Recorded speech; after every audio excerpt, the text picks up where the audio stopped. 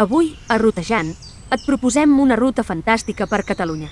Som al Berguedà, a Cal Rosal. Seguirem la via verda del Llobregat fins al pont de Pedret. Un cop aparcats, seguirem les indicacions. Ben aviat ens trobem a l'alçada del gran viaducte d'uns 40 metres d'alçada. Ens apropem a la tanca que evita que vehicles grans puguin accedir. Bicicletes i caminants poden compartir aquest tram.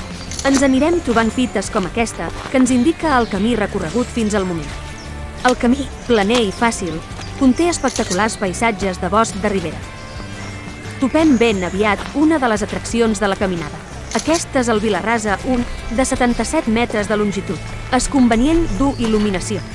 Seguidament, el Vilarrasa 2, de 185 metres i en corba però amb il·luminació. El pont de la Peirota de 50 metres ens facilita el pas sobre el riu Llobregat. Tot seguit el túnel de la Peirota, de 80 metres, mostra la seva entrada, on la seca font dels pescadors ens saluda tot i arribar.